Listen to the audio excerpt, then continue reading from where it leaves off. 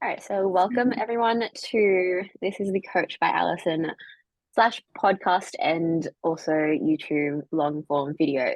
So welcome. I've got Coach Paula here, and I wanted to be able to have a chat with her because we had a conversation last week about the kind of type of women that we've helped and we're helping now, and we've kind of swapped. So it's just really interesting, kind of going through what we've learned and like what we're imparting to our clients. So first off, I want you to go over who you currently help, and then we can kind of get into your background a little bit later. But like right now, who you're currently helping, um, and I'll get you to explain that. Cool. So, hi everyone. So at the moment, I am really interested in helping beginners, like beginner to like slow intermediate transition type of women. And the reason that I'm doing that is because I was doing like intermediate to advanced coaching for a very long time, and I was like, okay, like not to toot my own horn, but I was doing my job too well too quickly, so I was getting bored with um, like my clients knowing what to do, because I feel for me personally, I thrive off the growth phase, like watching women go from, the knowledge that they had to now like the abundance of stuff that they know to really optimize their results and like get them to where they want to be correctly, if you know what I mean. Yes, I love that. That is such a beautiful thing because that growth phase is so important in advancing someone from that beginner to that intermediate phase. Yeah. And one big reason why I got Paula on here was because we're transitioning into like a different phase. Like I personally am helping more intermediate, more advanced clients. But for the past 5 years, I was helping beginners. So yeah, it was interesting that we're like, oh my gosh, like you're doing that now. It was Yeah. We like really completely cool. switched over. Yeah. So that's something that we're going to go into a bit more depth now, but like just go into a bit more of like your experience. So you have helped women at different stages of life, but you personally, like what got you into fitness and got you into coaching in the first place? Yeah, so I'm 25 now, and from as long as I can remember, I have been an active kid. Like, um, I used to dance, I used to cheer, athletics, every single sport at school, mainly to get out of schoolwork because ew. But yeah, I was super active like all the time. I was like captain of most sports. Like it got to the point at school where the teachers were just like, "Yep, you're doing it," and I'm like, "Sweet, we're doing it." And then like coaching started, like I played soccer for I think 12 years, and coaching started from there, where I started helping the girls with being a little bit more active, being fitter, doing kind of sports specific coaching while in the team. And I think from there I saw the growth of something that like I really found a passion for, teaching something that I love and also showing people the ability of their bodies. Mm, Because for the longest time people took health and fitness to more be like, oh, I need to be skinny or I need to look like this and I need to look like that. But with coaching for how long? I've been like a coach now for 7 years, not including my own personal experience. And I found that I fell in love with showing people the benefits of how you can feel with like fitness stuff, sports, dance, whatever you want to do to keep you active. There's just so much benefit to how you can feel good rather than just focusing on doing something to make you look good. And mm, I think that's kind of what got me here and what got me focusing on females, is because obviously as a female, I can relate to a lot of the struggles that, us women have to go through yeah. monthly, day to day, weekly. Yeah. So so it's been good, obviously, using like my own experience and then all of like the qualifications as well. Yeah. I love that. And just making sure that you have both the experience but then the qualifications to back yourself up. Mm, It's like really good. So that you yeah, can really give like the best service to your clients. Uh, yeah. Going into a bit more of like the coaching stuff. So let's go into, so there's like three pillars that I usually kind of go off. It's like the nutrition, training, and then mindset. Let's go into let's go into training first. So with training, from a beginner perspective, what do you find is like the biggest struggle with beginners? And then how do you help them overcome it? Um, Really good question, actually. I find that a lot of the barriers that come up for beginners are how to start with training or what to do specifically or how to do the movement. Mm, Because we all know what we want when like you join a gym or you want to start your health and fitness goals. It's always because of something has come up or you have this like, okay, I want to do this finally, let's work towards it. And the hardest part is starting, like even after however many years of being active, I always find that the hardest part is just starting and knowing where to start to get you in the right direction. So for yeah. beginners, I find that a lot is not only like form and technique and stuff like that, but it's just generally how to start. What movements am I meant to do? What exercises? How many reps? How many sets? Stuff like that. So it's the fundamentals, which I'm sure that like we both teach just to Mm, start off with is like you have to understand, why you're doing the movement, what movements you need to do, and ultimately how what you're doing is going to support you and get you to the end goal that you're aiming for.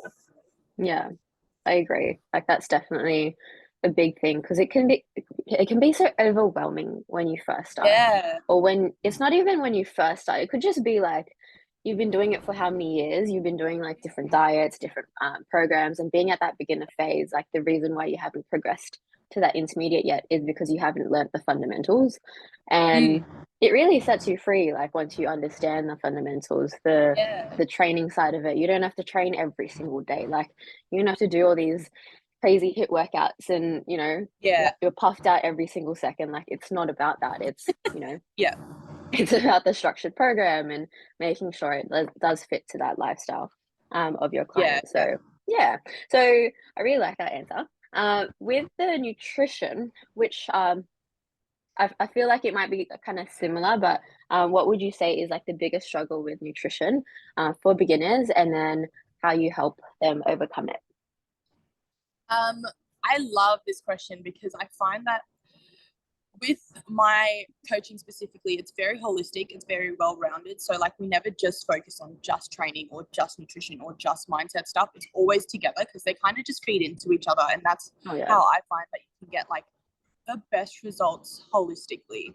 And when it comes to nutrition, I find that for so many beginners and so many women, they think that they're eating a lot, but it's nowhere close to what they actually need to be eating to be enough. So, Yeah. for example, like a lot of my women are eating maybe once a day and like little bits of snacks in between. And they're like, oh my God, I eat so much. And then I'll be like, okay, run me through a day of what you eat. And I'm like, so you've had fruit and you've had this and you've had that. And I'm like, cool, that's what?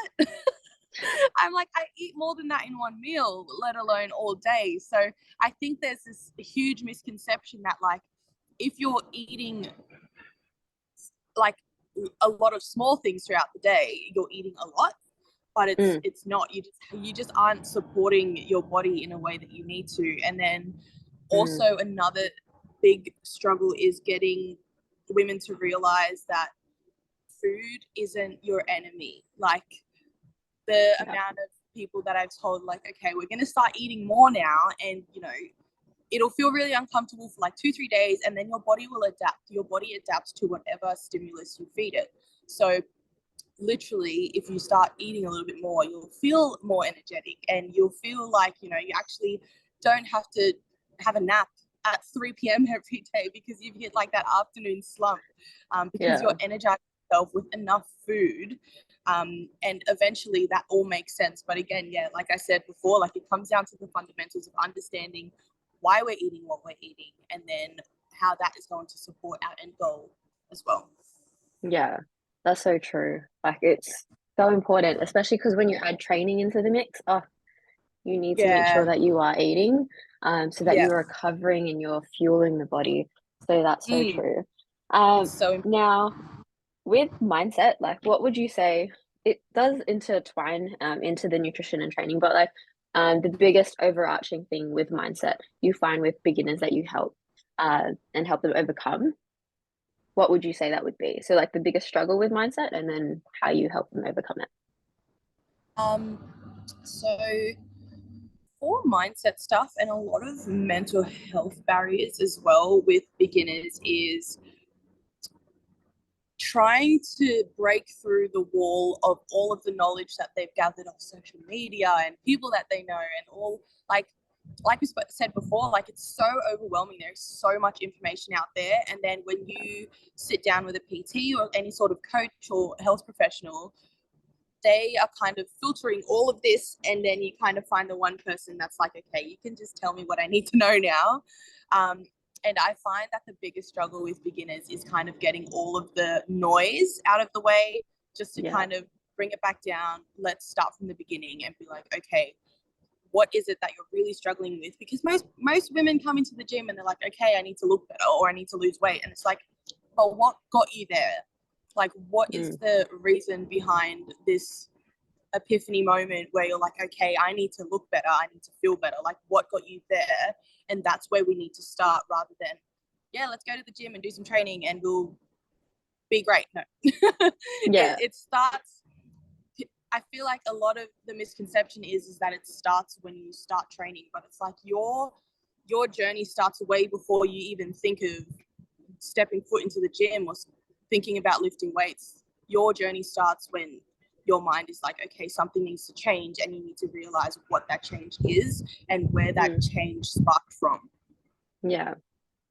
So that is something that, we focus on a lot, especially in like the first 2-3 sessions. We kind of sit down a lot, get to know each other a bit more, so that you feel more comfortable to open up about, what is the reason that you're here in the first place? Because a big thing with my coaching is getting people off this roller coaster of, okay, I need to lose weight. Okay, I've lost the weight. Oh no, I need to lose weight again. And it's like, get you off that roller coaster so that you feel comfortable in your body. You feel comfortable with the movements and the food that you're eating, so that you don't have to keep, oh my God, I've gained 10 kilos again. Now I've lost 10 kilos. Now it's just, oh my God, it's just this rapid fire cycle.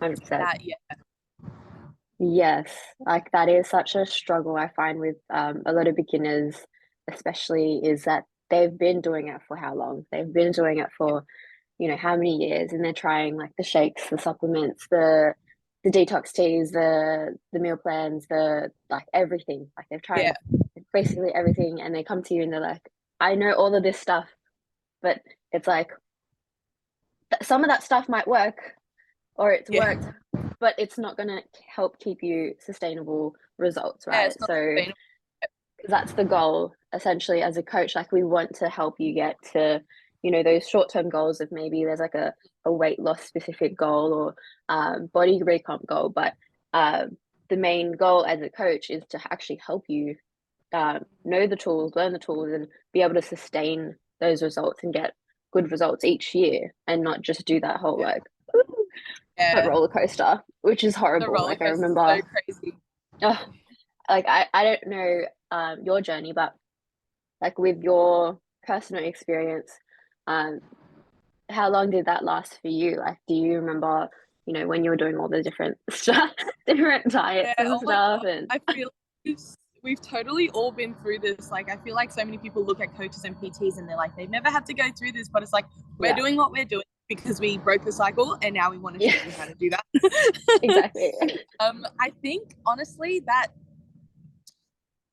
cycle probably stopped for me. I competed in 2017, 2018, and then the cycle probably stopped for me pre-COVID, actually. And I was like stuck in that, and I feel it was challenging, especially with like the food side of things, especially after doing 2 comps. It's the mental like toughness that you need for that is insane. But the struggle that I found with that is that kind of, if you aren't in the right headspace with competing, it kind of just perpetuates the issue.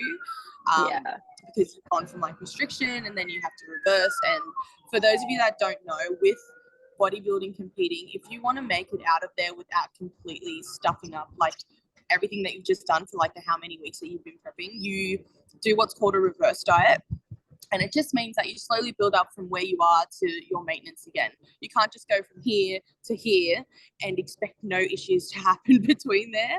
But I went from like here to like woo. I ate Yeah. everything because I was so hungry, and then I think it was after a few months of doing that, and I was like, oh man, this is not good. I'm struggling, and then I think I realized one day I was like, I need sustainability, I need functionality, and I need practicality. Like I can't just keep eating broccoli. Like back then, the health and fitness space has changed so much, but like back then it was chicken and broccoli.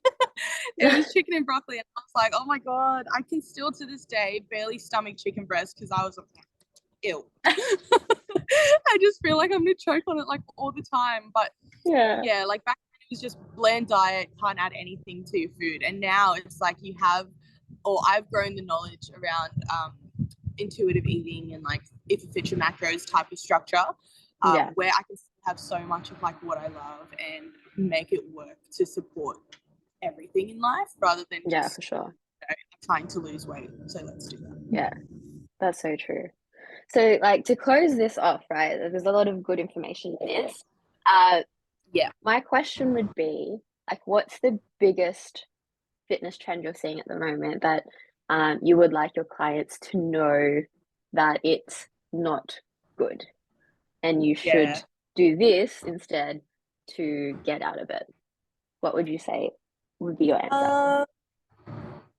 There's so many. It's hard to I know pick there's one. a lot.